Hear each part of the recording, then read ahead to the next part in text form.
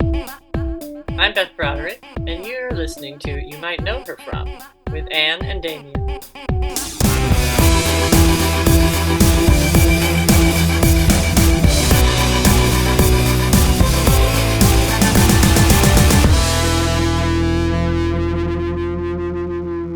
I probably have said this before on the show, but one of the things that I hate about Halloween is how, like, this sound is associated with Halloween. Doesn't sound like anything scary. It just sounds like... I kind of like it because now I'm maybe nostalgic for it at this point because, like, do places still use that sound, or is that a sound that has been, it's passé now? It was only used in our childhood. I don't know. It's hard to say, folks. Hello, hello, hello. Happy almost Halloween, and welcome back to another episode of your favorite podcast. You might know her from. With Anne and Damien. We're here, as we always are, every month shooting the shit with each other, talking about the comings and goings of our lives, the ups and downs, and the pop culture ins and outs, while also interviewing a character actress each episode. And obviously we're doing the same right now. I happen to be in Missouri, and we have this, my dad has this thing that he calls Frankenscary, and my nephews were here, and, you know, they're not young. The youngest one is 13, but we put it up, and it's like this inflatable Frankenstein that my dad calls Frankenscary because that's what my other nephew Sully called it when he was a kid, I think. So we put it up as sort of like we need some cheer around this household, and so we put up Frankenscary, but the fan like doesn't exactly work as well as it used to. It's 21 years old. Oh, I love it. Yeah, it's a vintage now. It's really vintage, and so we had to tie him up to like the lamppost and some lawn chairs to prop him up as much as possible. His head doesn't quite inflate fully, but when like his head sort of has like a flop in it because there's a light dangling into the inflatable. I looked it up. I could buy a new fan, but there's something charming to me about him being sort of half-baked. And I'm going to send a picture to you of him because I just forgot that when his head is half inflated, he really looks like John Goodman. And that brought me a lot of comfort. We're going to put a picture of, what do you call him, Frankenscary? Frankenscary. We're going to put a picture of Frankenscary in the newsletter for this month. We owe you an October newsletter, folks. So Yes, we do. And it's so good to see you. I've been collecting things that I've been wanting to tell you. And it's so funny. We were chatting prior to recording, and you mentioned something about being a cross-eyed baby, and I had thought of like all the TikToks I've been saving to share with you, and one of them was someone going through, they were like, here are the top 10 celebrities that have eye issues, and it was like, and it went through a list of 10 people that they were like, so-and-so has a lazy eye. So-and-so is cross-eyed. It was a doctor. And they were like going through all these different issues about different people. Okay, Forrest Whitaker, number 1. Is Kristen Bell on the list? Do you have any other questions before I do some... I'm trying to think off the top of my head who else. One of the Dixie Chicks. But I think one of the Dixie Chicks has the same issue that Kristen Bell does. Okay, so I don't remember if Forrest Whitaker's on it. Now that you say that, I think he may be, but he might not be. He's too obvious a choice. This person's really trying for the Andy eye Cohen cuts. and Billy Eichner both were not on the list, and they both have lazy eyes. I think that Billy Eichner got his fix, but we maybe have to make our own list. Kristen Bell was on the list, though. They talked about how she's cross-eyed.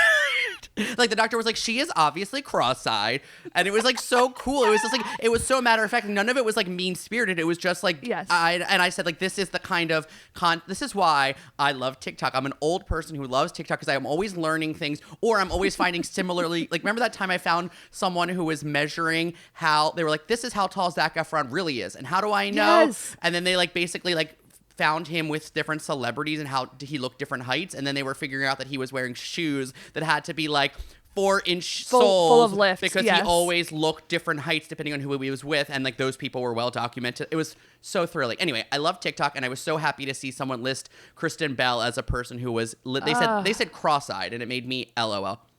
Thank you for that gift. That really did bring me a lot of joy. I think we should create a new list of celebrities that aren't on that TikTok that have eye problems, because if Forrest Whitaker, Andy Cohen, and Billy Eichner are not, we need to update it. You're right that the one sister in the Chicks has a like, I don't know if she has a one eye that's smaller or a lazy eye. I think she has the Kristen Bell cross eye. She doesn't have enough white on the inside of her eye. Yeah, some people also are just like beady-eyed, like, and I don't know if that's the same thing as being cross-eyed. I feel like when I think of that woman, I think of her being beady-eyed, that sister. Like she has like two little dots. Yeah, I think she has a lot of black. I think she has a lot of black in her eyes. You know how some people like, like when we wake up in the morning, like my face is like usually puffy, and I love when a person like looks unrecognizably puffy. I remember, this is horrible, but like when we would have like lock-ins after like school plays, we would do like a lock-in in high school, like our cast party. Or like we would have sleepovers at someone's house after a dance or a prom. And I remember one time my friend Molly, who was like one of my closer friends, like she woke up and she had like her hair was still done from the night before, but her head was huge. And I just was like, yeah. It's like all that lymphatic fluid in her face. And I just like was like, Molly, you look so different. It's like so cruel, but like I don't think I understood then that like I also probably had a huge face that was full at the time, but like she did look unrecognizable. But also some people have like really tiny eyes when they wake up, like super tiny. Please send me some beady-eyed people. I'm trying to think of who.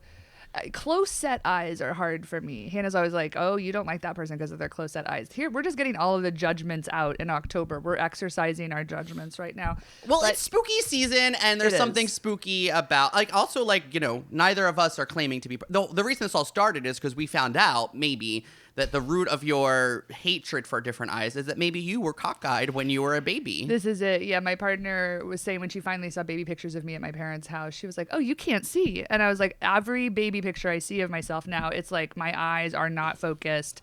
I must have not been able to see super well until I was 5 when I got glasses. I think you're right. It's me reckoning with my own self-hatred. That's much of my life has just been reckoning with my being mean in response to my own insecurities. Absolutely. I've been reckoning with that myself sometimes, like the way that I flirt. I used to be you like are a mean flirt, Damien. Everybody knows that. I think I used to be like a person who, this is not the dynamic of our friendship, but I have dynamics in some friendships, and certainly when I was younger, that we're just kind of like roasting each other, and we're like, some of it felt like it could veer on me, like the way I was telling my friend Molly, she had a big head that she didn't look like herself. It's like, shut up.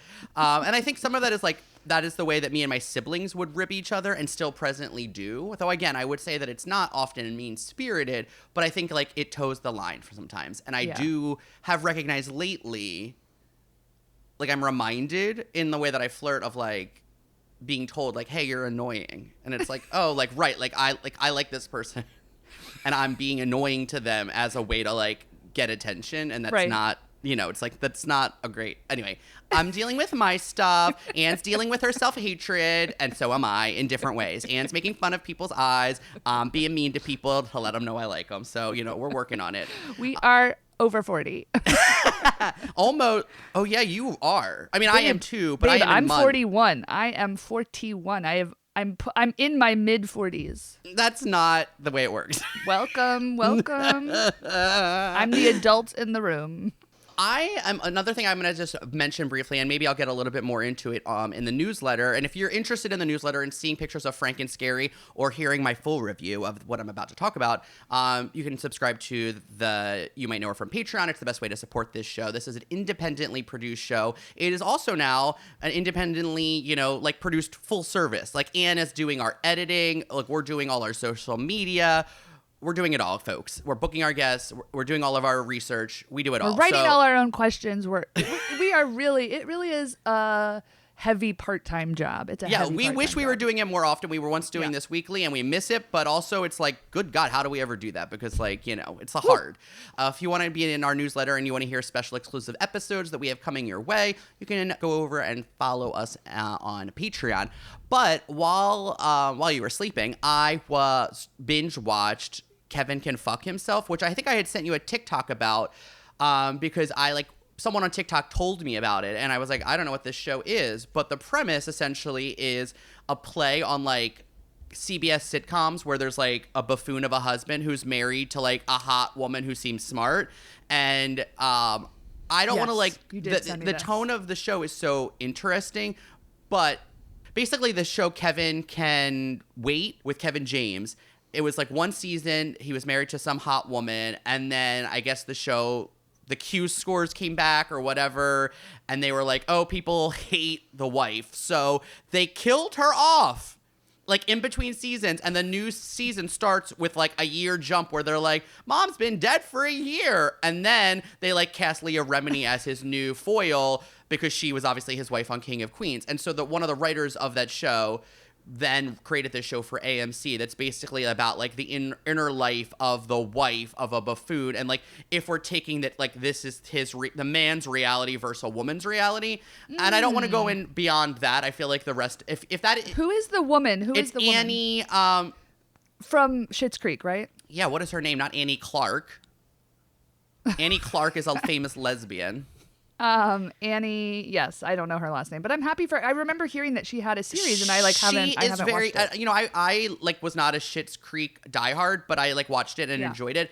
But obviously, it's like it's a broad comedy. I think it's safe to say. But this is more, I would argue, more a drama, but it's like a dramedy because of the tonal switches that it does. But she's excellent. I really like her, and I think she's good. So let's angle for her for the show, because I remember, I agree with you about Schitt's Creek. I thought it was good and I enjoyed it, but I couldn't get on board the way that it sort of became this phenomenon. But of course, I love the cast, save Dan Levy, who I find difficult sometimes. But she, I thought, did something with Alexis that was different than what I think somebody else could have played it much more stereotypically. I thought she had like an interesting take on that sort of like rich girl idiot character. Like, it was specific, and I was impressed by what she did there. So I'm excited to watch the show. Yes, you did tell me about it. I forgot, but I will be engaging. Thank you. And just to, make sure we're paying her proper, credit, Annie Murphy is her name. So shout out to Annie Murphy. Much. I think she's very good. I also like that she looks like she's obviously probably like a stunning like beauty, and in person I'm sure she's even more stunning. But like she also like has her real teeth and stuff. Like the show is nice. Like she's not like was like, oh, I'm like staring at her face, and she's obviously like a very attractive person, but she also doesn't look like she has like huge fake veneers and like, like, it's one of our favorite things when people have their own teeth. Yeah, I love teeth. Like I love an attractive mouth and like nice teeth and a nice smile and nice lips, but also like then there's there's a thin line between like, are they your real teeth? I want to see some calcium deposits, Sally Hawkins got veneers, and that was sad because I liked her real teeth. Yeah, she had like little teeth. Sometimes God, I love her. I like to rank sometimes you can say like, do the people have big teeth, little teeth, or long teeth? You told me I had big teeth once, and I was sort of surprised by that. You have long teeth. Like, I would call them long. Okay, this is there's squares. There's squares. There's rectangles, and then there are tiny. Tiny is the hardest for me. So sorry to say. Yeah, you're a rectangle girl. You got a mouth. I think I'm long rectangles. You're telling me they're long in the teeth. Yeah, you look like you got like a mouthful of tombstones. I'll take it. Yeah, I thought you'd like that. It's Halloweenie. Folks, speaking of Halloween, we're so jazzed for this month's episode. When we got this guest, we were just like, wow. Because it's, as you know, if you have listened to us before, like the best part of this show is we go in, we maybe know a few credits, maybe we know lots of credits, but there's always something to uncover. That is like the beauty of this project. It's also just, I think, the beauty of, you think of people doing one thing or a few things, and then you find out so much more. And I think you're going to hear all about this, but I just think like one of the really beautiful things about Beth Broderick was also learning about her like activism and just how involved in the community what she was. It makes sense that she has, I think, there's so much fondness and so much love for her in the queer community. So we're really excited for you to hear this, and it seems appropriate that it is right around this Halloweenie time. So enjoy this listen. You might know her from Sabrina the Teenage Witch, Lost, Psycho Beach Party, The 5 Mrs Buchanans, Bad Actress, Sharp Objects, and The Bonfire of the Vanities.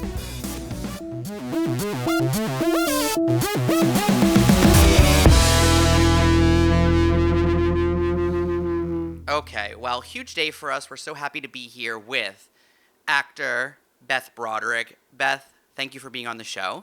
Oh, my pleasure. My pleasure. Thanks for having me.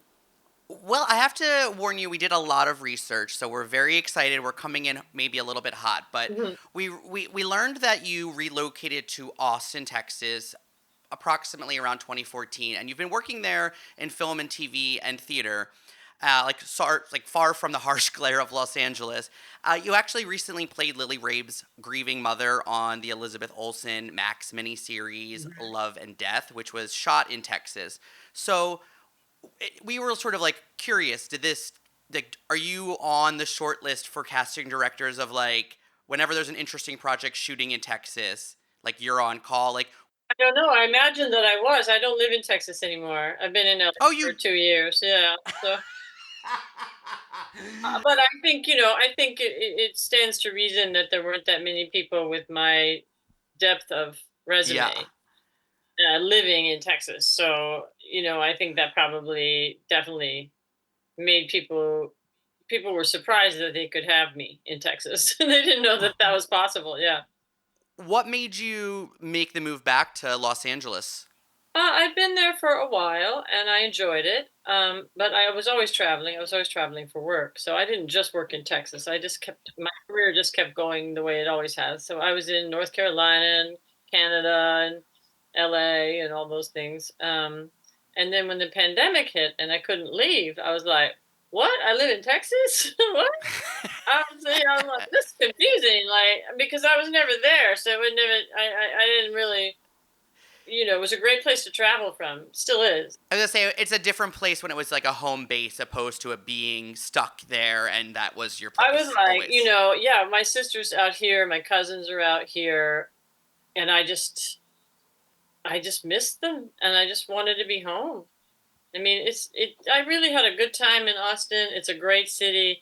I have a lot of friends there, but it's just not home. It just wasn't.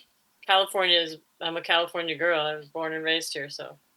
Okay, well, welcome back. We're delayed on our on our research, but I'm glad to have you back in LA. That's okay. That's why we're having a conversation, so we can fill each other in. I appreciate you so much. So I think a lot of our audience is going to know you very well as Zelda Spellman for 6 of the 7 seasons of the live-action sitcom Sabrina the Teenage Witch, which is, of course, based on the character from Archie Comics. So Zelda, one of Sabrina's 2 doting aunts, is a witch-cum-scientist, and often the voice of reason in the house. She encourages Sabrina to only use her powers for good. And this was a real staple for a lot of people growing up, and I feel like the combination of like the sitcom feel good and also knowing Melissa Joan Hart from Clarissa and the like witch crossover really hit a lot of sweet spots for our generation. So you did approximately, I think, 141 episodes of the show. Do you look back fondly on that experience? And also, is there like a favorite episode? Because there was a lot of magical tricks throughout the show. Yeah, I think we all look back fondly on it. And Caroline and Melissa and I are still very close. But in fact, I'm about to go do a project with Caroline, which means we have to miss going to London with Melissa. But I hate doing. I love being with her, and I love being with Caroline. We're like when we're all together. But we knew it was a good show. We knew that we were hitting an audience that mattered to us. All of us were and are thrilled that we reach young people and give them, a sense of hope and positivity. But, nobody can prepare you for a show being a hit for 30 years. I mean, it's still on in every country, every day, pretty much every country in the world. There's brand new generations of kids discovering it. So that's something that's just kind of a phenomenal thing. I mean, it's very rare. It's very rare that something has that kind of legs that lasts that long and continues to stimulate the public imagination. So completely. Yeah, I'm very grateful for that. And, I do a lot of Hallmark and Lifetime stuff and I do drama, and I just did a movie called The Prince. It was pretty heavy drama, but I love living in sort of the Christmas world and the world of making people happy. That's my favorite thing. The story goes that when Sabrina went off to college, you and Caroline were like ready to branch out, like that you felt like the characters had like did what they needed to do. So then your character, I think, turned into a child in the netherworld, and then she makes a cameo in the season finale or the series finale as a candle. Like, what was the deal with the way you parted ways with Sabrina? Like, why a candle cameo? I Do you have an really answer to don't this? know. I just must have not been available. Okay. I work a lot, so I was probably just somewhere else when they went to shoot it and just couldn't be there. There was there was no big rhyme or reason to it. They had a ton of my voice that they could use, and they just threw a candle in there. There was no big To do. No, I just wasn't able to be there for when I don't really honestly can't remember why. So one of the perks and maybe downsides is the fact that you had to work with Salem, the animatronic cat, a lot. I can only imagine like where technology was in the late 90s. This caused like a fair amount of on-set headaches. Like, please describe acting opposite that cat puppet. Well, I kept forgetting it was a puppet. I mean, people would be like, Beth, it's a puppet. I'd be like petting it, talking to it, like it became very real to me. The live cats were a bigger challenge than the animatronic. The animatronic was pretty easy to work with, and was, the first couple of years we had Nick Bakay who voiced it on set with us, so we laughed a lot. We had a lot of fun, and improvised and did fun stuff just on the fly. But there was no CGI then. Yeah. So all the effects were practical. I mean, if Flash Pot went on, yeah, this is my preference. It meant that we were standing there, and Caroline would be like this because she got hit in the eye once. So every time we had to do an effect, she'd be like, "Stop doing that." She's like, "I can't. It's gonna." She's like, but everything was practical, and we had Brahma bulls and goats, and all manner of creatures and fantastic guest stars. It was a lot of fun to do.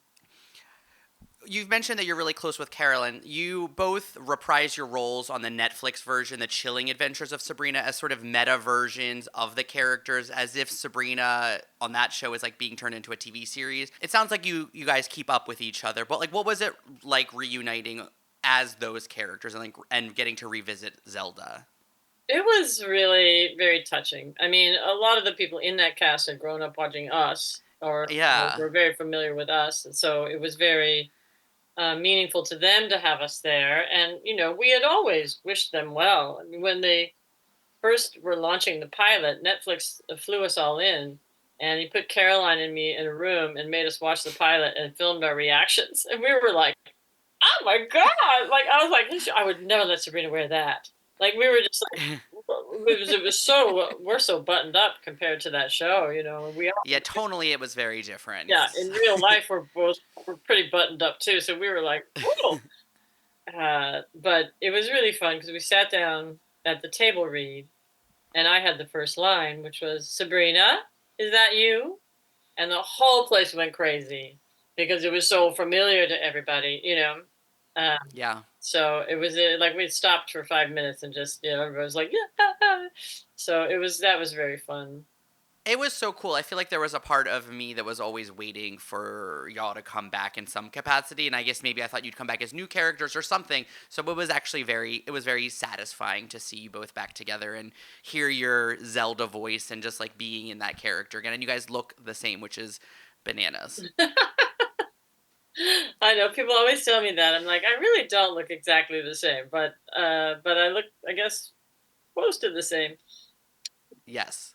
Yeah, you look the same, and also the voice is so iconic. I can only imagine that that's like a lot of people maybe recognize you through your voice. Like, they you get think that it's at me, airports. but when I start to talk, then they're like, "Ah!" Yeah, then they know for sure. I have a real soft spot for Sabrina because I grew up reading Archie comics. Like, that's how I taught myself to read. Did you have any connection to the comics or Sabrina, like the subset of Archie comics I at all? didn't. Melissa's mom did. She had bought the rights to the comic. So yeah, she So got smart. that. So Somebody smart. mentioned it to her, and she snapped it up. She got the rights as soon as she could, and so they did. Originally, Yeah. they did a movie for Showtime. Yeah, I remember that. Remember that? And it was people playing Hilda and Zelda, and then that convinced the buyers at CBS that it was something that could be a show. And I remember they sent me the script originally to read for Hilda, And I called my agents and I said, I'm going to get this. I'm going to do this show and I'm going to be Zelda. And they were like, shut up. You don't know anything. Just go do what you're told. And I was like, okay. So I went, I read for Hilda, and then I just looked at this room of 30 people and I said, guys, I'm Zelda. I'm supposed to be Zelda. I need to read that for you. And what can they say? They're captive, you know? So they were like, oh, okay. Okay, you can do that. And so then they were like, oh, yeah, actually, yeah, right. That's right. Yeah, lucky for them you walked into the room and like told them what they needed, because honestly. I just knew, like, I'm funny, but I'm not particularly quirky. Like, you know, when I met Caroline, and I was like, and there she is. There, Yeah. you know, Hilda. Like, so it just was like, I know myself, I know my instrument, I know what I'm good at and how I'm funny. And I just felt like I would be better serve the piece as Zelda. You mentioned like going to that audition. I feel like audition rooms, based on what we know, it feels like such a different thing now because people put themselves on tape from home, and that just like the traditional audition doesn't often exist. Like who was in the room with you back in those days when you were going to auditions? Like who else was like the like the types that you were going out for back in the day? There was a lot of us. Rita Wilson, Christine Ebersole. Who else was there? Megan Gallagher, Gigi Rice. Marky Post, a little bit of a different generation, but she was there for a lot of things. Just there was a group of us and we all loved each other. Yeah, you're running. You're like always seeing them. It's like, hey, there you are. Okay, oh, you got this. Well, those were the days when there was a lot of work too, and you know you'd be like, oh my God, this is Gigi's. It's Gigi's, you know. But we'd all be like, you know, show me pictures of the kids and how is everybody and I really miss it. Frances Fisher, all those things. Mm-hmm. Frances and I saw each other not too long ago, and I was like, Frances, we need to do something. We need to have like an event called The Girls in the Hallway. And just because we miss seeing each other. We went through first marriages and divorces and second marriages and children and graduations and all of that. We were kind of side by side for 40 years almost. Yeah, I love that. So it's just weird not to see them. Yeah, the industry's just so different, I guess. It's really different, you know. I mean, I feel very blessed that I'm still working. I just did 2 movies and I'm heading to Montreal on a 3rd. Because not everybody who's my age, I'm 65, not everybody who's my age is as busy as they want to be. That's just the truth of it. Yeah. But I feel very blessed and lucky. But I miss it. I a lot of casting people that I just really like and enjoyed seeing, running into, and you know, with the producers and I don't know. It's just, you know, I remember I did a show called Homeland Security, and I was in the hallway, and my hair looked kind of like it does today, it was shorter, and casting director came out and said, Beth, can you come in, please? And they jumped me ahead of a bunch of other people. I was there to read for a different role, but he thought that I looked like an admiral's wife. You know, that my hair was that I had the right look. Yeah. They called me in and he was like, you know, they had me read the other part, and he's like, I really think you're better for the admiral's wife. And I was like, okay, well, let me go look at it and I'll come back. And then the director got called and he was going to leave. And I caught him as he was trying to leave. And I said, no, I'm ready. Let's go. Go back in. I'll read it for you. Because I wouldn't have gotten it if I hadn't done that. Mm-hmm. It just would have been on tape somewhere in the ether. Who knows? Totally. I talked him into going back in the room. He had his suitcase, briefcase, everything. I go, no. Because I'm a fast study. I was like, just go back. I can do it. And I did it and I got it. So yeah, those kind of moments you just don't, you know, today I wouldn't have been able to say, hey guys, I really think I should be Zelda.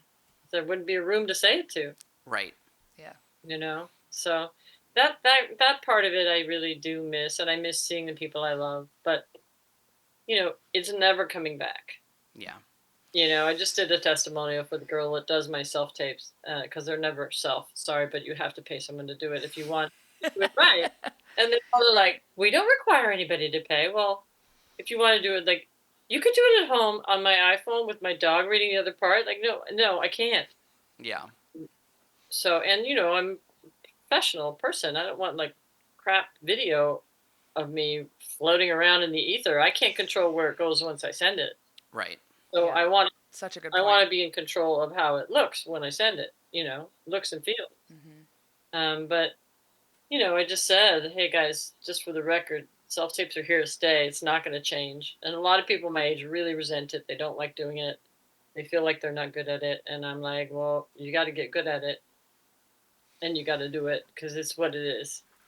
Yeah. We've talked to actors who like it because obviously like it allows the flexibility of viewing things from home, and like, if your partner's an actor or whatever, they can help you or whatever the dynamics are. Like for some people are into it, but we've had this conversation often a lot too, where it's sort of like the humanity of the business is sometimes taken away because everything is so transactional, and it's a lot of work. As you said, you're either paying someone or you're doing it all by yourself. It's And a it's just lot like of work. it's a lot of work for potential work. It's like a lot of Yeah, like 10 unpaid work. pages, 14 pages. You It's a have lot. to memorize it all. I mean, thank God.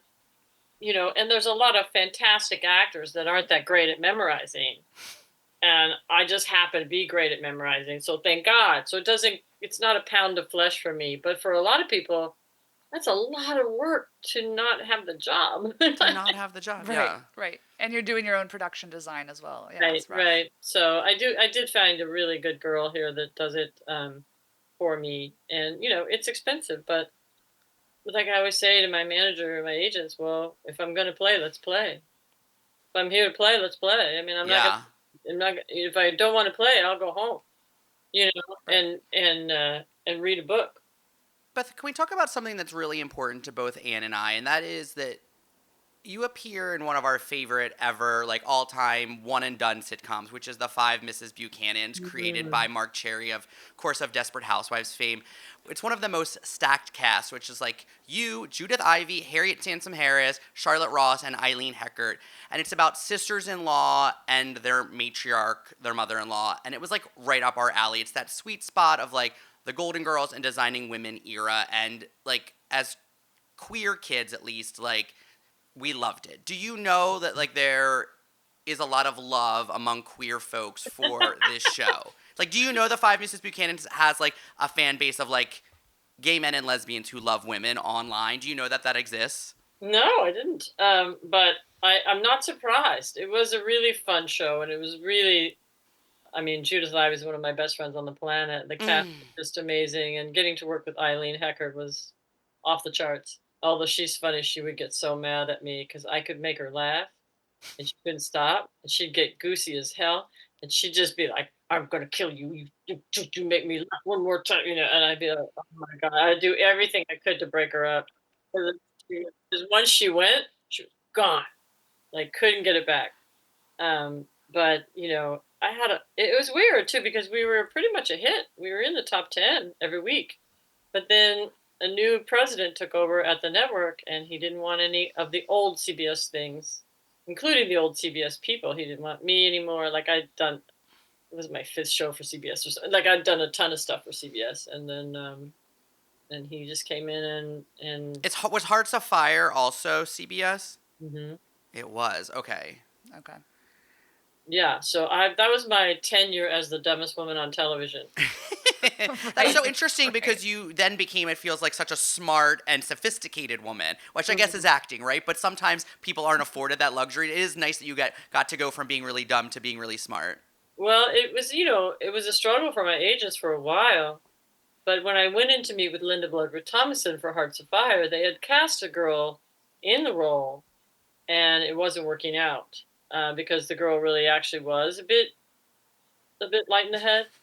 And so I met with her, and I had done like 9 network tests and didn't get any of them. And I was so sick of it all. And I was like, look, Linda, you want somebody who can successfully play the dumbest woman on TV, you need to hire the smartest woman in Hollywood, and that's me.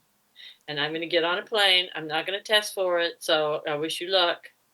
And she was like, well, can you do the accent? I said, yes, I can. Of course I can. And she was like, I had an offer in an hour. They just flat out offered it to me because the CBS knew I wasn't coming back in that.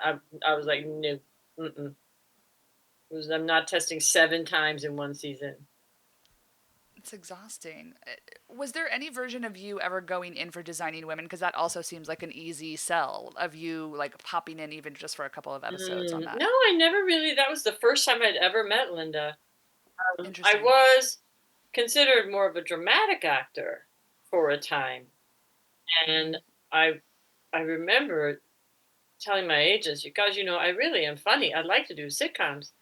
And they were like, well, I don't think anybody really thinks of you as funny. And I was like, but I am. And so I had to do a play. I did a play where I played like this lesbian hermaphrodite from Goom who turns into, I don't know what, it was completely insane. Then I turned into a circus performer, and Was this in LA? it was in LA. It was called Wow. Triplets in Uniform. It was this crazy play. Okay. And my agents were like, "Oh shit, she's funny." Like they really didn't know, and so they started sending me out for comedies no one ever had.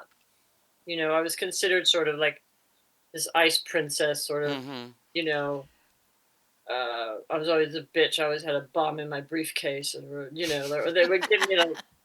They would give. I always joke like the first 10 years of my career, you could fit all my costumes in one drawer.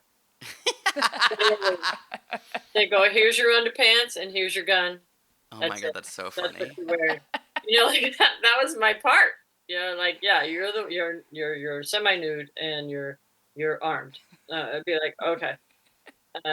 So when I finally started doing comedy, it was a huge relief because my first series with Brad Pitt, I was a very serious, hard-hitting newspaper woman and all that. So once I started doing comedy, then they let me continue. But there was many times after the five Mrs Buchanans ended when my agents would submit me for the part of a lawyer or something, and people would say, "Oh, we love Beth, but she's not very bright." And my agents would be like, "She drives us crazy. She knows about every Senate race in the country. She's the smartest client we have."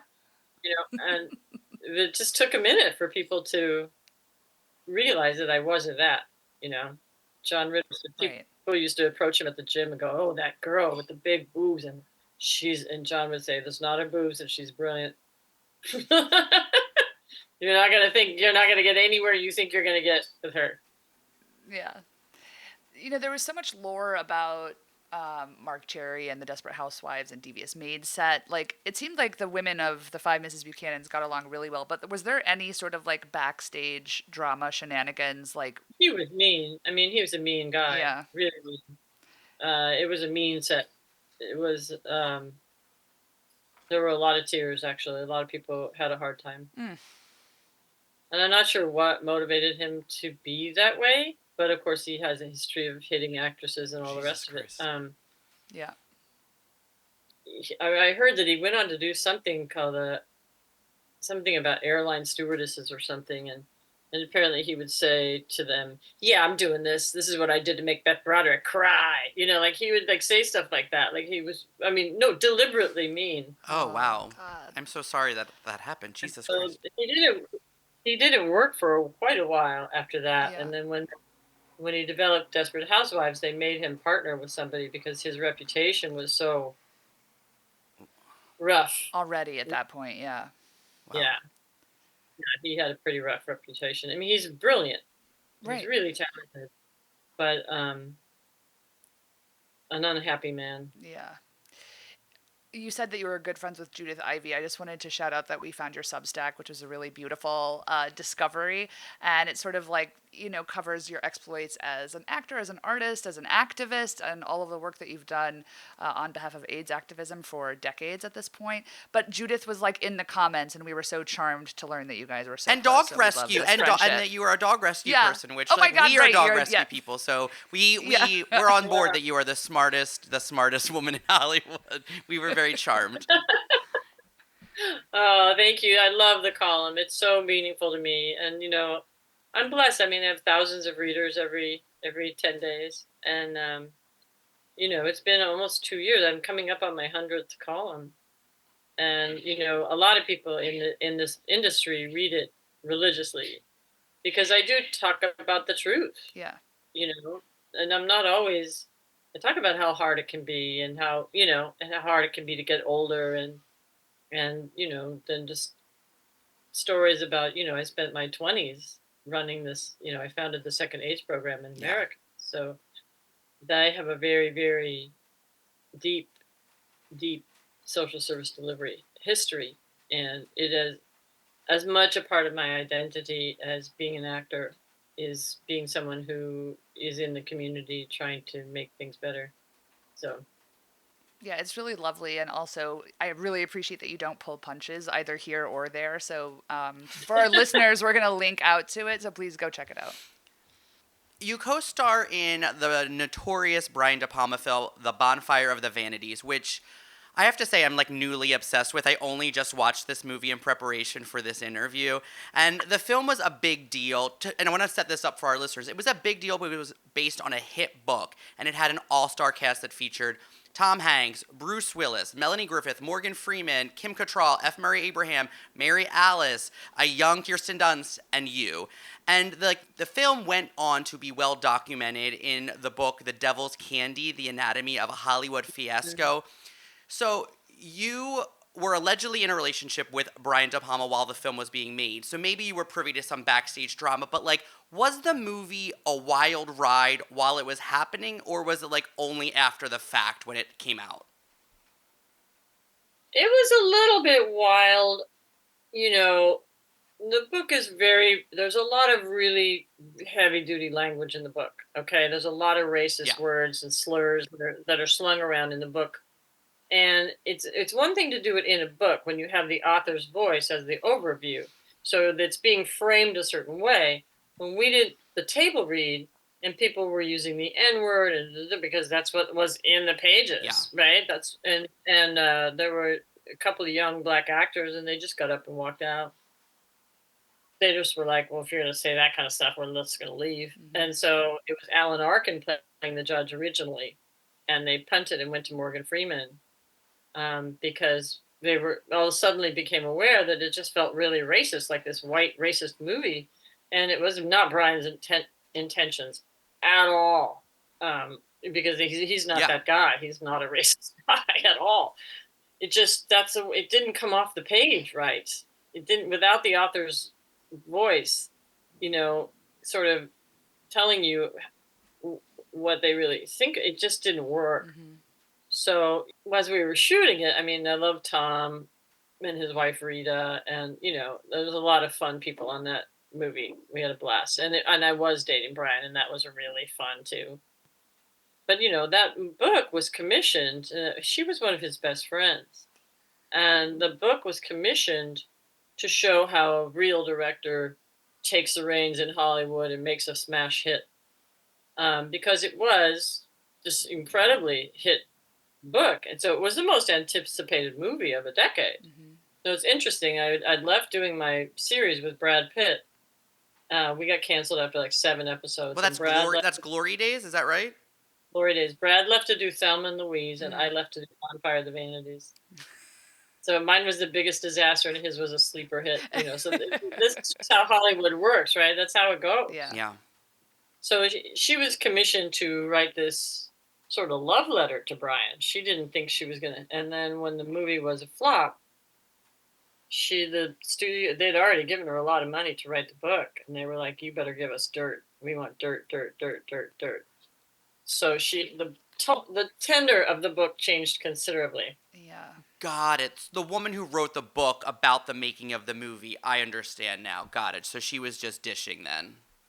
Well, she kind of had to. I mean, the publishers really pressured her into it. She thought she was writing a book about one of her best friends and what it takes to make a hit, and that's just not how it worked out. Got it. But it was very rough on all of us because I think I'm really funny in the movie. You're really good, and also I was mad because I was looking up, really went down a wormhole of it, but Kim Cattrall and Melanie Griffith were nominated for Razzies, and I was like, this is the tone of the movie is wild, but you are funny in it. You have that big scene with Bruce Willis where you're drunkenly reveal a very big piece of the hit and run accident, and you're taking your panties off while you're talking, and it's funny. There are moments that are funny. There are funny performances. Me and the dachshund were funny. Me and the dog. Yeah. That's funny. I mean, Melanie was miscast, couldn't do the accent. I thought Kim was fine, but. It was also tone. The tone was just off, and Brian had never done a comedy, right? And so some of the people in the cast were like me and Saul Rubinek and Tom were just naturally funny people, right? But Brian's tone was a little bit too heavy-handed. Like, so the comedy just got too big. Mm. I don't know. It just didn't entirely work. But my part was so encapsulated, right? And Bruce Willis was really great with me because he got that I was funny, and he let me beat him upside the head and do all kinds of stuff to him. He was just like, I'm just gonna roll with it. This girl's funny. Like, he just let me do whatever the hell I was gonna do. Yeah. He just played off of it. So we were kind of in our own contained little world. Yeah. You know, we're both funny people and we just were funny together. And so that kind of works. So there's set pieces in the movie that are wonderful, but the movie just as a whole doesn't work. I did watch some interviews with Brian De Palma talking about it though, and I really liked the way he spoke about making the movie. Like, he didn't throw anyone under the bus. It was just like, I don't know, I'm very invested now in the sort of the lore around the film, and I thought he was really smart and like level about it in hindsight. Well, he's a smart, level guy. He's Yeah. a really good person. You know, it was a terrible position for him to be in, for Julie, the writer of the book, to be in. I mean, I do not come off well in the book because she had to make, everybody look bad. It just is what it is. But for a lot of us, nobody wanted to see us for about 6 months. Jeez. Because we were in this flop and they hadn't seen it. They just knew that we had failed, right? And like, I'm like, well, watch it. I'm fucking funny. Yeah. Like, why? Like, I didn't fail. Yeah. Like, I can't vouch for the entire movie, but my part is funny. Yes. Yes. Is there any sense that there will ever be like a screening or a retrospective, like that it could be revisited, or no? I think people are ready to say goodbye to it. I don't know. I don't know the answer to that. I have a lot of movies that are have cult followings for different reasons. You know, Right. that one is more of a negative reason. Like, people are just like, let's watch that again. Gosh, you can't do the accent at all, can't you? But like Psycho Beach Party and Bad Actress and stuff like that, Yeah. that's really funny, and that didn't really catch on mainstream, but has a devoted following of people who just love that kind of madcap stuff. So Totally. I don't know what to tell you about Bonfire. It was it was like once that happened, those boys left the table read. It became a whole series of machinations to try to soften the tone while punching the comedy. Like, it just, Brian's vision for it just kept getting kind of interrupted by the fear that people had about the content. So, Beth, as we said, we're both queer, and we love finding any time that actors that we're talking to played queer or queer adjacent. So we were thrilled to find this 1987 cult film, since we were speaking about them, Slammer Girls, where you play Abigail, the jailhouse lawyer. And it's like this send-up of women in prison films. I'm obsessed with it. Like, what do you think it is? Like, A, how did that project find you? And B, getting back to what we were talking about earlier, what do you think it is about queer audiences that really are drawn to a Beth Broderick project? I've always had, because I think my whole 20s I spent in the gay community, immersed in a crisis. Yeah. And straight people were not very. My peers were not very gracious about it. People would say, "You can come to the party, but nobody wants to hear about that stuff you do." So straight people, it took them a long minute, for the most part, to cope and to understand what AIDS was and that they needed to help. But Chuck Vincent, I met him in an acting thing before. It was like right before I started the AIDS program. So I was really young, like 22, 23. And I met him at this acting class, and he was like, "You're really good. I want to use you." And so he kept trying to find ways to use me, because some of his movies were X and hard R, and he didn't want to put me in a position of being in any way sexually exploited or anything. Yeah. But he also, and then I founded the AIDS program, and he really wanted to find ways for me to eat, like find ways to pay me, because he knew I had no money and I was just desperately working day in and day out, trying to respond to a crisis that was unimaginably bleak. And he actually produced and directed two of my fundraisers. He brought in the crews. He brought in the lights. We did one at Lincoln Center. He brought in everything, donated it, gave it. He was an incredible person, a really wonderful guy. But yeah, he made some pretty schlocky stuff. But yeah, but he would always try to find ways to use me where he could pay me and not use me in any kind of sexual way, you know? Right. I love that. I mean, honestly, I love a women in prison. I was obsessed with Cage as a kid. Like, I really appreciate the genre note. But, like, have you played lesbian multiple times? Because the Wikipedia says that you were, but I don't know that Abigail really was a lesbian in Slammer Girls. I don't know. I don't know. I don't know. I mean, in the theater you did, right? You played like a lesbian who then turned into a circus performer. So maybe we're gonna count theater, Lesbian from Aphrodite from Boom. Yeah, I played it. Yeah, I played lesbians before in theater, and yeah, I'm sure some of my characters were, and we just didn't know it. Maybe just because of my familiarity with and loyalty to the gay community, I think there's the same in return. Yeah. I was having lunch with my friend Gene Stone, who's a writer, and I said, most of my friends are gay. I said, most of them are gay men. My sister's a lesbian, so I also have a bevy of lesbians in my life, like just fabulous ladies. And he goes, well, you remind me of a gay man. I go, I do? He goes, yeah, I don't know, there's something about you. I go, okay. Take it. Yeah, take it. It's funny as you get older, people used to be like, tell you you're beautiful or whatever. And now people tell me I'm handsome.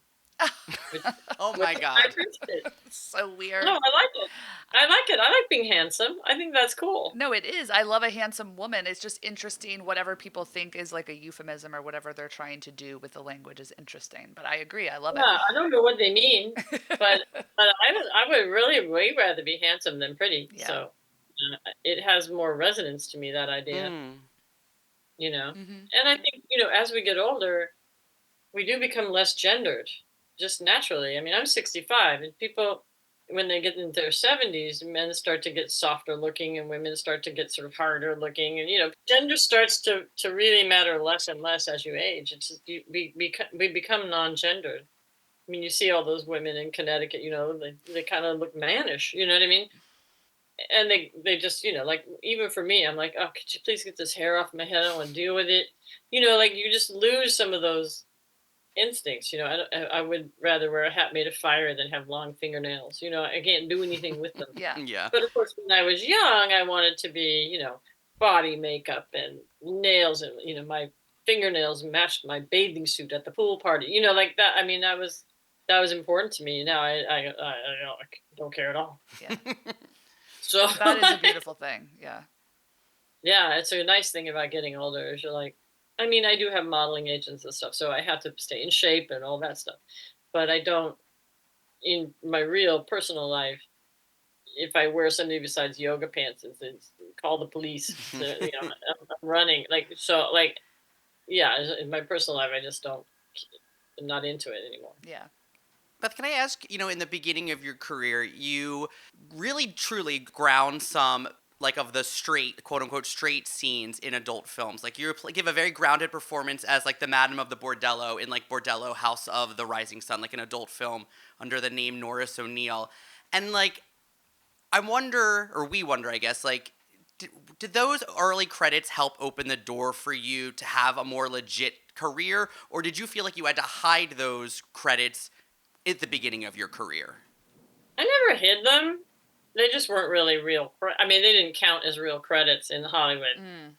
So, I mean, people like Oliver Stone would be like, oh my God, I did best run movies too, Beth. Like, so people that knew. Yeah. Because a lot of us did best run movies, and we didn't, like, I never did anything X-rated or R-rated. Yeah. But, again, that was just Chuck Vincent trying to find a way to pay me. Because I was running the AIDS program and I was living on the same canned food that we gave to our clients. Yeah. So I just didn't. So that was just him trying to make that happen for me. Like, there was no desire on my part to do it. And no, there was the only person with an ulterior motive was Chuck. And it was just, he wanted to write me a paycheck. I love. Yeah, we love I love. Chuck. We love Chuck. Yeah, Thank you same. for that. Yeah, he was a fantastic guy. When I did plays, later, he was just loyal to me to the end. He saw everything I ever did, and was my biggest cheerleader. And he took care of his people. So many of the people that he had hired and worked with died, and Chuck supported all of them in the end. I mean, he took care of every single one of them before he died of it himself. So he was a really good person. Yeah, that's a lovely legacy to have, and I feel like probably rare in the business.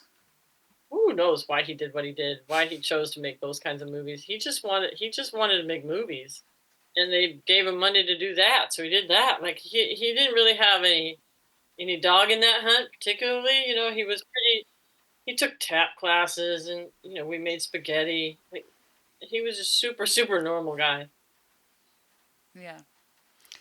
You mentioned it already, but we love the Charles Busch classic Psycho Beach Party, where you play Lauren Ambrose's mom. It's a really great stand-up of like 50s psychodramas and 60s teen beach movies. Were you familiar with the play and also sort of like the Charles Busch aesthetic from the New York theater? And what do you think is like the thing that is most old Hollywood starlet about you? Your voice, your height, or your hair? Oh, I have to choose one? Because they'll... No, you can. It can be a combination. It's probably the combination. I think my voice is definitely my calling card. I think it's the thing that's most unique about me. But I had that, I actually really looked like the stars of the 20s. Those are the women that I look like, with the big cheekbones and the big features.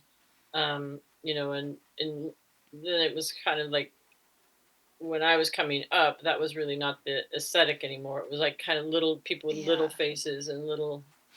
I'm big girl. I'm very tall, and can we set the record in terms of what your actual height is? The internet says 5'8". Yeah, it's 5'8". 5'8". Okay. I read taller than that because I'm so long. Yeah. Of leg, and I'm thin, so people think I'm like 5'10", 5'11". That's tall for a girl still. Yeah. On the 5 Mrs Buchanans, I had to learn not to try to look people in the eye, because everybody was so much shorter than me. So I had to learn to be like because they also had me in heels this high. Oh yeah, we were wondering of Bruce Willis. Like, we were wondering about your height in comparison to him, when you guys have to have the back and forth in the Bonfire of Vanities. I was like, is he short? Is he the same height? Is he tall? Is he on an apple box? He's not short. Okay. He's just kind of an average sized man, 5'11". Okay. Probably That's 6 taller foot. than I thought. Yeah, he's not short. Okay. No, I mean, I'm bigger than Tom Cruise, a lot of those guys, but no, he was bigger than me. Yeah. But you remember, I was in heels this high in all those roles, so it made me look even taller. But to go back to Charles, his then partner, Eric Myers, was one of the original founding people of Momentum, the AIDS program, with me. Amazing. So Got it. I knew Charles through Eric, and I knew his work just as a friend. And I think he had someone else in mind for that part. And that person, I don't know, fucked off, couldn't do it or whatever. And he was like, I had done something with Bob King, some small thing with Bob King. And Bob was like, we need Beth Broderick. She can do it. She'll nail it. And so we had a lot of fun doing it. Really a lot of fun doing it. Yeah. It holds up very well. I feel like you were saying it wasn't quite the hit. I feel like if it came out now, it would be a mainstream hit, because I think it's so clever and so good. And it's full of stars. I mean, it's so good. Yeah, a lot of stars were made out of that. Yeah. Yeah, I did that. I did a HBO miniseries with Amy. Oh yes, the connection. I didn't even think about it. Yeah. And I walked up to her and I go, all right, young lady, you've done a lot since. Do you remember me? And she goes, oh my God, Psycho Beach Party. Oh my God. Like, she remembered. Yeah. Because it was such a wild movie. But yeah, that and Bad Actress. I don't know if you've ever seen Bad Actress, but watch it. It's hilarious. Yeah. Bad Actress is the one where you play a soap star who kills your husband, and it gives you a resurgence. A serial killer. Yeah. Okay. Yeah. It's Bob King again. So yeah, so I knew Charles as a friend, and I always say I just was in New York. We always have dinner. I always see him. He's a wonderful human being. We just found ourselves working together, and it just turned out to be the perfect thing. But I don't know. I don't know about the movie star thing. This would be my four. I'm leaving in 3:30 in the morning to do my 47th film, Oh my God. It's incredible. and that's not counting those crazy Chuck Benson things. Right. Right. Yeah. Quick question. When you were in New York, did you happen to see Oh Mary? I feel like it might be right up your alley. I didn't. I'm really bad because I Okay. almost never see theater when I'm in New York because I have so many friends there. Yeah. I'd rather sit across the table from somebody I love. I just, if I have a limited amount of time, that's what I'm going to do. Yeah, I hear you. I do see a lot of theater here. And a Anything lot that of, has been like really exciting in the last year in LA? well, I just joined the board of a dance company called the Realm Company, and they are a really muscular ballet company. They do all original music, original scores, and so I'm trying to help launch them. But there's a lot of good stuff to see um, in LA. Some of these small theaters on Santa Monica Boulevard, they Mhm. feature some really great actors and plays. I can't think of his name, but he wrote Pop Mom. Do you know who I'm talking about? Pop Mom? I don't think I No. do. No, huh? Queer playwright. He's really talented. Justin Tanner. Okay. Justin Tanner had a show called Little Theater last year that was fantastic. David Dean Botrell does a lot of Mhm. one-man shows over there. Really good. There's a lot of good stuff here. And, I go to the music center all the time. Yeah. It's I see excellent. stuff there all the time. What did you guys think of Strange Loop? I really liked Strange Loop. Damien, did you see it off? You saw it off Broadway, didn't you? I think saw it I just off, saw and it then on I saw it when Broadway. it transferred as well. Did you? Yeah. What did you think, Beth? I didn't know what to think, to be honest. I I had some wasn't sure. friends who saw the LA production as well. I was just out visiting or doing something for work, and I visited them, and they did not like it. They didn't get it. They felt like it was so negative, and I was really into it. I liked how sort of like stream of conscious it felt in the ways in which the thoughts all came to Yeah, life. well, it certainly wasn't plot driven. Right, right. Um, I don't know if I loved the music. I didn't love the music. I didn't feel like much of it was singable or hummable, particularly. Mhm. I thought all the performances were great.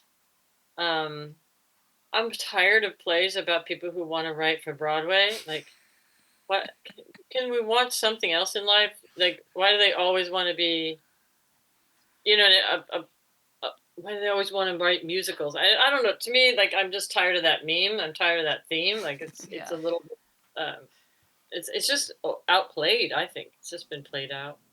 But obviously, it was a striking effort, an incredibly wildly honest play, and worth seeing. I'm not sorry I saw it. I just don't quite know what to make of it. I think that that's what I liked about it is that it felt so honest. Like it felt like so many parts of the playwright's like shadow self, like that were aired to everyone, and so I understand why some of those things were probably difficult to watch. And I think my friends were like said the same thing. Like I don't want to watch this person like complain about like not being famous and how they deserve to be. And I was like, yeah, but it was all of those things that it's like the insecurity and like the want for desire, but at what expense? Like bearing all of that stuff somehow felt really.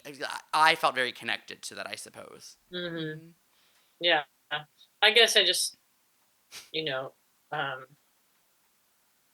I don't like insider material particularly. I don't like movies about actors. I don't I like love you know. showbiz. Like I Yeah. love showbiz.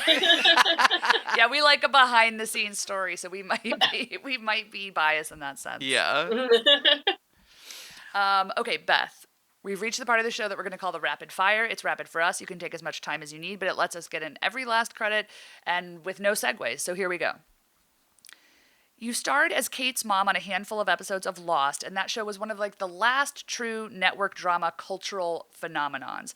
Did you watch the show before you went on, and how much background did they give you when you learned you would be playing Evangeline Lilly's mom? Like, was the whole thing shrouded in secrecy? Well, you weren't supposed to talk about it. I remember that, but it was very funny. The audition, I read this beautiful scene, beautiful, heartbreaking scene, And at the end of it, I looked over and the casting director was crying, and I was like, "Oh, this is such beautiful material. I'm so excited to go." And then it's getting closer and closer, and I'm like to my agents, I'm like, I have not heard from wardrobe at all. And I'm thinking, well, everybody knows I'm a hanger. Like I never change. I'm the exact same size I was 40 years ago. Um, so maybe she just has fit me before or whatever. So I get to Hawaii and I'm like, and they go, well, we need to take you to makeup. And I go, no, I think I should go to wardrobe first. I mean, we haven't fit me at all. And they go, oh, you don't need wardrobe. You're in a hospital bed and you're going to die. I go, I'm going to die. And they go, yeah, you're going to die. You're dead, basically. And I go, I'm dead? And they go, it's okay. A lot of people start out dead. And I'm like, where's my scene? My big, beautiful scene. Like, I'm in Hawaii and I'm like in a hospital bed. Like, they're shooting me from down here. It was like, well, this isn't fun. But I really did enjoy Evangeline. I loved working with her. And the material was challenging. I did actually do other things besides die. So that was a funny story, though. I was like, what do you mean I'm dead? Where's my scene? What happened? Yeah. Everybody's dead. Everybody's dead.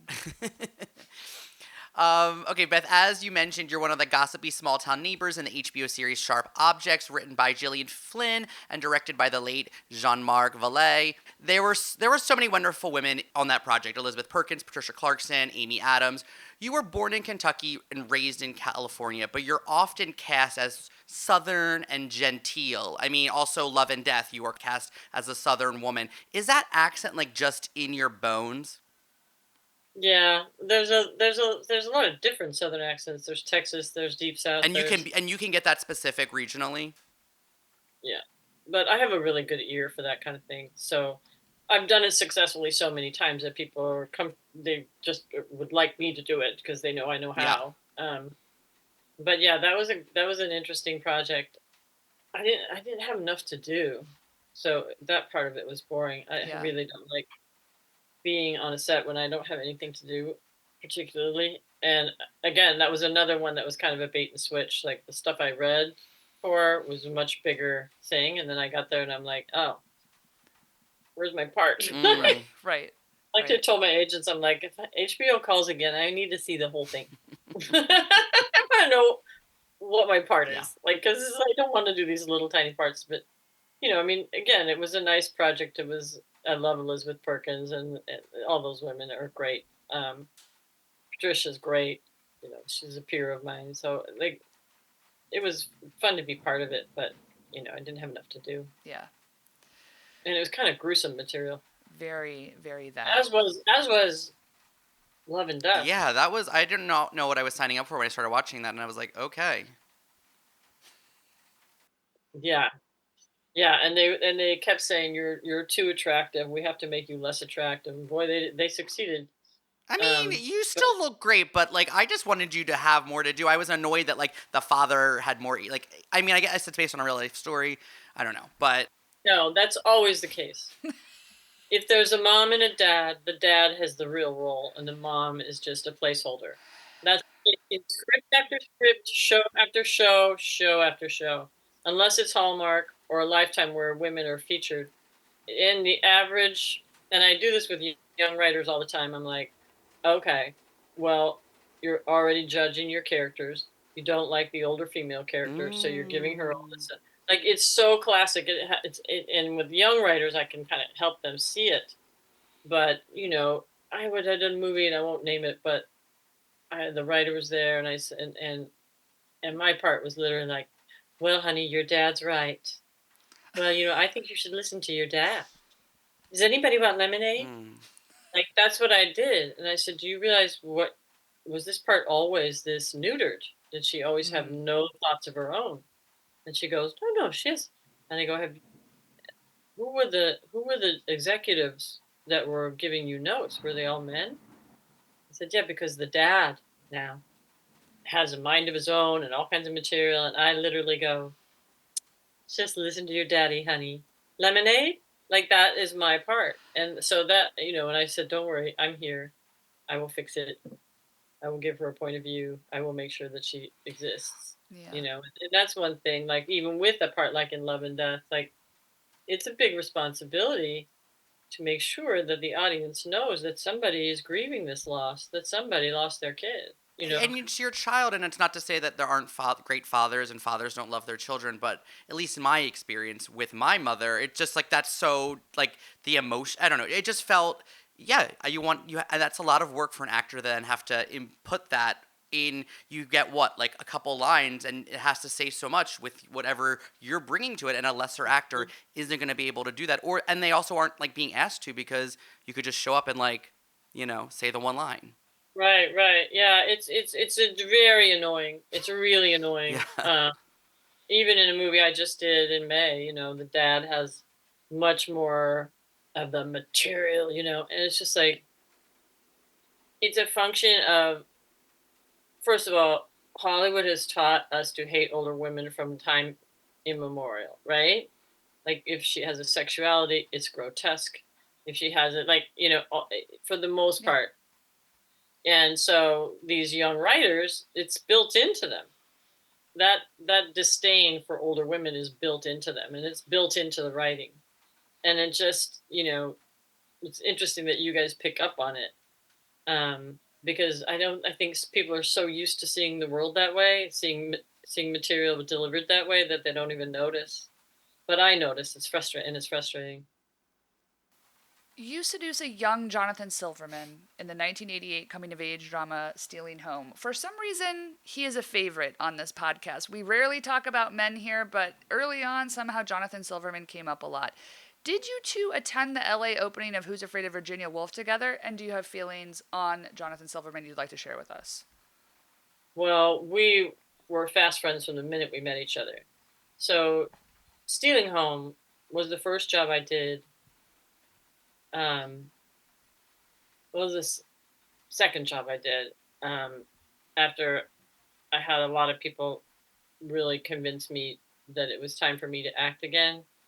I thought I was going to go teach AIDS social service delivery at MSW programs, and a few people in the business kind of got the hook and grabbed me back in, because they were worried. They felt it was time for me to let someone else take over. It's very hard work to bury everyone, Yeah.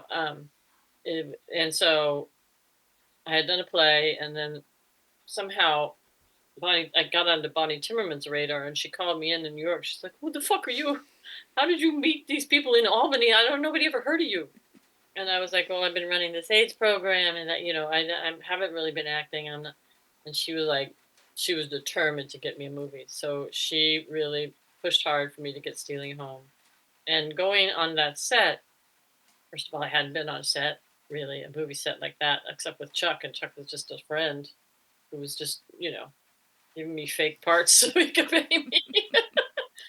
But I had not been on a movie set like that, and I was 28 by then. It had been several years, and I hadn't been on a date. I hadn't done anything except run an AIDS program, and it really was breathtaking to me to see people play volleyball, and all these guys had sexual interest in me, and I was like, me? Because when you're running the AIDS program, I think I dated one guy, and he kissed me and started crying because he was convinced I was going to give him AIDS.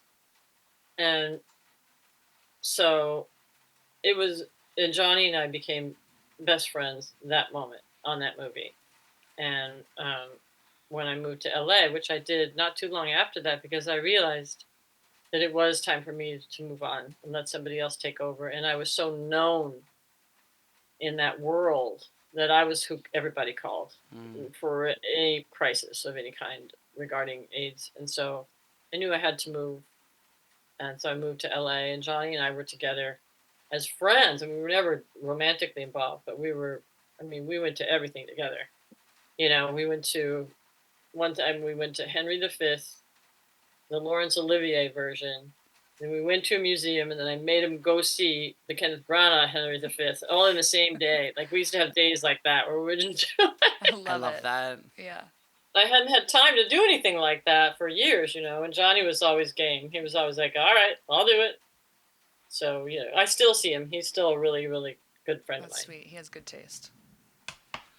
back to dialect work real quick, Beth. You play a German prostitute opposite a former guest of this show, Rosalind Chow, in the 1990 Nancy Kelly film Thousand Pieces of Gold. You were also doing a British accent in The Bonfires of the Vanities. Which was more difficult, using a German accent while baking a cake with Rosalind in a corset, or seducing Bruce Willis with a British accent while Xeroxing your genitals? Well, neither one was easy. But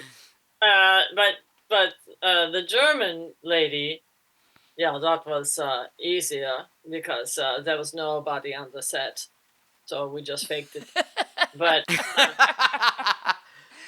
but on Bonfire of the Vanities, the guy kept saying to me, "We don't actually go up on the end of that thing, and we would never go down on the end of that thing." And I was like, "Well, that's not funny.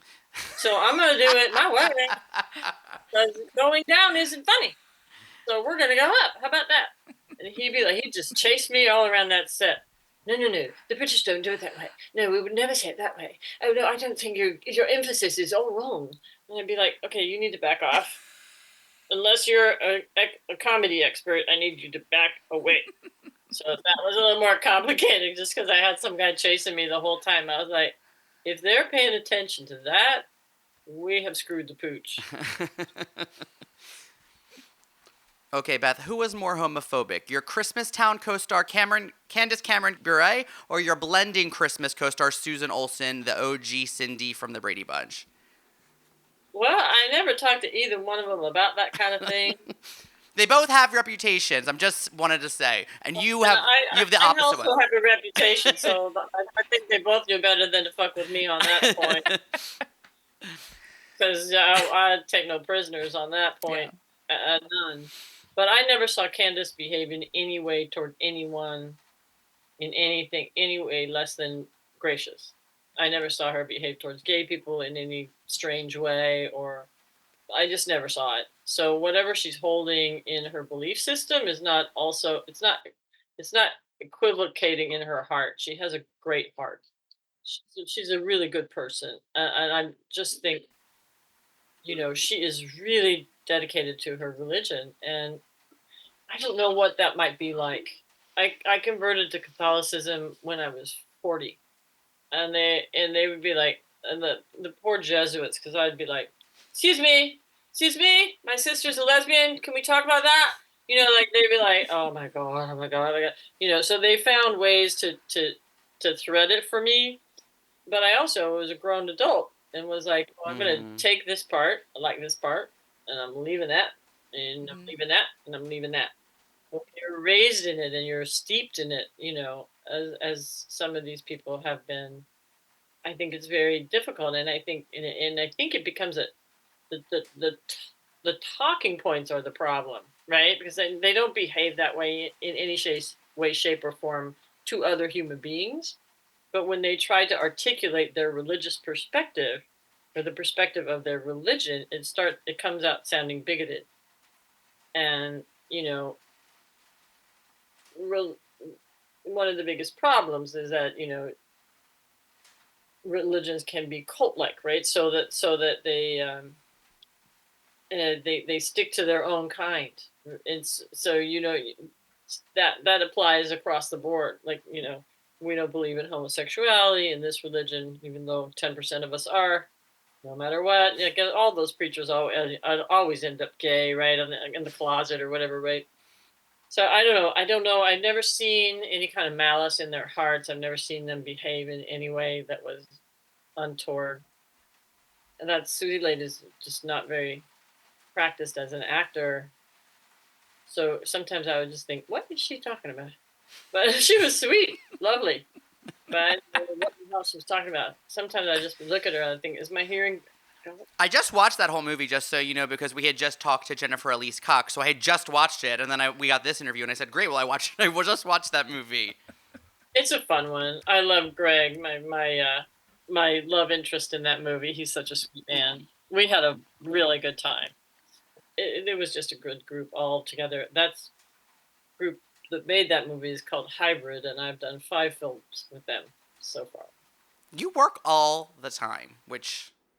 From my perspective, I've done 5 movies with Hybrid. I've done 7 or 8 with Skywalker. Like, like I develop relationships with people that are successful. This will be my 5th or 6th Hallmark movie, which is it's nice to be someone that people can count on. Yeah, they know you're a ringer. They're like, let's get Beth, let's bring her in. We know she can knock this out of the park. Yeah, and Hallmark has done it to me twice where they're like, so-and-so broke her leg, call Beth! Like, man, I don't even care. They're like, can she sing? We don't care. She'll sing. Just call Beth. We only have 3 days. The answer is always yes. They know I can memorize the whole thing in 3 days. They know I'll deliver. They know it's going to be fine. They know, so I'm kind of their, who to call in case of emergency, dial Beth. Mm-hmm. Okay, Beth, last question, very important. You star opposite Delta Burke in the 1996 TV movie Maternal Instincts. We're obsessed with this. Your character's an obstetrician, and you give Delta's character a hysterectomy without her consent. Of course, she tries to kill you with a train of shopping carts, and at the end of the movie, the two of you have a standoff with giant wrenches before you push her down the stairs. Did you do your own stunts? Did she? Yes, and it was a mistake, because she's 100 times stronger than me. Oh, my God. She liked to put me in the hospital. That happened, too. On Love and Death too, because Lily's so much stronger, and she knew she liked to break her in half, So no, Delta Burke at one point she had me over the thing, and I was thinking to myself, does she know that we're acting like I thought this little girl would like to kill me. She's a big old girl. Oh my God. That movie is hilarious. I mean, we shot most of it independent of each other. Like, her part was over here, my part was over here. Yeah. And so, tonally, it's just bizarre. Because it's very real.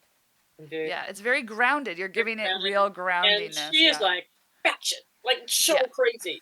It just makes no sense. Like, we're not in sync at all. Yeah. And so, it's a beautiful thing. One that with Jane Seymour. Are You Lonesome Tonight? Which that's a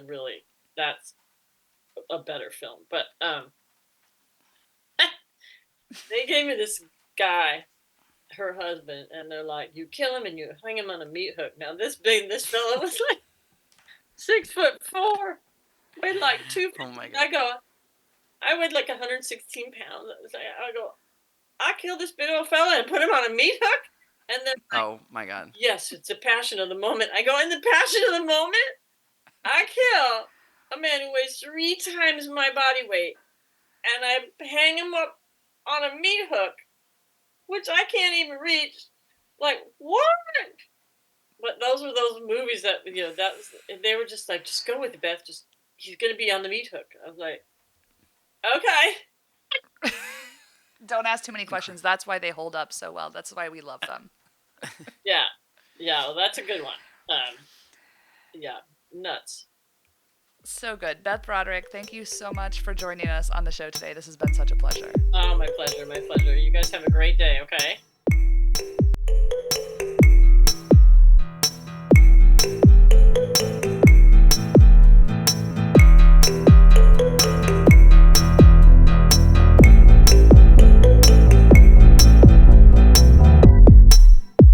I'm so glad that we had a full circle moment from this intro outro to the Beth Broderick episode where we were discussing not only her height, but Bruce Willis's height, because it felt important. And I think she said that Bruce Willis was, 6 feet? 5'11"? I don't think he is. I can't imagine that he is. But I love imagining this idea that Bruce Willis, like maybe his team had to be like, he's in a scene with Beth Broderick, who's 5'8". We got to put some lifts in his shoes. And do they tell the actor or do they not tell the actor? There's no way they tell the actor. And why would they ever do that? I don't know, but I'm obsessed with the idea that this is somebody's job if their client is like a man who's a movie star who's between 5'7" and 5'10", that they have to manage their height via their shoes. I'm obsessed with it. Don't you love that Tom Cruise is sort of famously short? Yes, I know you're a heightist, even though your best friend and your partner are both short people. Although Hannah is a taller woman. She will be so glad to hear you say it. It's true. Again, this is all full circle because this all has to do with like I'm 5'11" and a quarter, and as a person who I'm totally comfortable and happy with my height, but sometimes it's just like you're lumbering over people, and it is an intense feeling to be lumbering over someone. But Yeah, no, I love that Tom Cruise is 5'7", and there is I think we've linked out to it because they talk about it once every 6 months of him like standing on an apple crate at a photo shoot or whatever. Just I love it. I love it. But I like a short man who is not afraid of a tall woman. And I think my first example of that was Joe from Real World Miami. Do you remember? Wait, did he have a tall woman? A tall girlfriend? I don't remember this. She's disgusting. Her name was Nikki or Nick, and she was blonde, and she was like 8 inches taller than him, and he was disgusting. But I was like, well, he's very confident with his extremely tall girlfriend. Yeah, as he should be. I mean, to me, height is nothing, but also as a short person, I feel like that's a lot. I don't want to say it's a lot easier, but it's just like almost everyone is shorter than me. But like, I don't feel taller than you. Yeah, have you dated someone shorter than you? Dated is, if we use that term, fucked with, whatever. Yes, like, yeah, yes, yeah, or like a same height. I've also like been with people that are like, they say they're like 5'7", and I'm like, I'm taller than you, so like we're all using our height loosely. Like, I'm pretty honest about it. Like, it's not something I don't feel. I am the second tallest in my nuclear family. I don't feel. I don't see the worldview as like, oh, you're so short. Like I got big dick Danny DeVito energy, and I'm gonna find me a Rhea Perlman. How tall do you think she is? Probably not that tall, because she's probably like 5'1". Because he's under 5 foot. I just saw him on a list of another TikTok that was like short people's heights, and it was like Danny DeVito 4'10", and I was like, that's short. That's like my mom's height. He's very little. He is a tiny person. I think that I would guess she's no taller than 5'1". I'm happy for her resurgence. Yeah, me too. I love Rhea Perlman. Can I tell you something? When I was thinking about Beth Broderick coming back on the new Sabrina on Netflix, I was thinking it's not the same thing, but I love the idea that Reba McEntire has a new show, and she hired Melissa Peterman, who was her co-star. You have been her championing co-star on the Melissa first Peterman Reba for years. I've been fighting for Melissa Peterman for years. I just love the idea that in sitcom universes, it's just like, okay, we're just bringing them back in. Like, we're just keeping the audience happy. And that's what Beth Broderick being brought back for Sabrina was. Everyone was so happy to see her. Completely. One of the other great joys of, I'll say this project and this podcast, but also I think our friendship, is moments that I can feel in the audio that are unspoken between me and you. And there was this one great moment where I felt like organically it came up where we talked to Beth about like who was in the audition room with her. And it was like, because I think that is a question you and I love, but also because like times are different now, that sometimes it's just kind of like, oh, like nobody now, or like everybody. And then you're like, okay, like it's so generic. But she had really good specific references. And one of them was Christine Ebersol. And I feel like I don't remember us having eyes in this moment. And we don't say anything, I don't think. But there is just like this, I knew that we both were like, oh, wow, yeah, it totally makes sense. Because they both are like, seem very like fancy and regal, or it could be a Southern belle, or it could be an icy East Coast or California mom. But also there is like they also both kind of can be kooky and like eccentric comedians too. And I feel like I was like, oh, that makes perfect sense. You're both like hot blondes who can play, I think, like ground scene work, but also can be silly, but like also can read as like fancy. 100%. Folks, as I said before, You Might Know Her From is brought to you by Duck You Dragon. That's me, Damian Bellino, and my best friend, Ann Rodeman. The best way for you to support us and what we're doing here, we really think this is a living document. This is a piece of art that we are continuing to add to. We're making sure that these stories are documented. You can support us at our Patreon. That's at patreon.com/YouMightKnowHerFrom. And if you want all of the inner thoughts of our minds and the polls and the idiot things that we post online, follow us on social media. That's me at Rodeman, RODEMANNE, and Damian Bellino, Damian with an A, on all mediums. DAMIANBELLINO. Thank you for that. Special thanks to Gang. As always, every piece of music you hear on each and every episode of You Might Know Her From is courtesy of Gang. You can download and stream Gang wherever you listen to your music. Check out the show notes. I put them at the bottom of each and every episode. I document what we discuss, so you will find Beth Broderick's newsletter. And what else will we find? Oh, some pictures of Tom Cruise on an apple crate, the TikToks Damien discussed. I like to archive. We are archivists here. Look for it in the show notes. Also, can I just give out a shout out to my cockeyed friend over here who is doing all the editing for every episode of You Might Know Her From right now. I might take on some duties at some point. But I would want to shout Anne out for all of the work that she's doing to make sure each episode of You Might Know Her From sounds silky, smooth, and beautiful. I appreciate you and your new skill set, my liege. Mwah.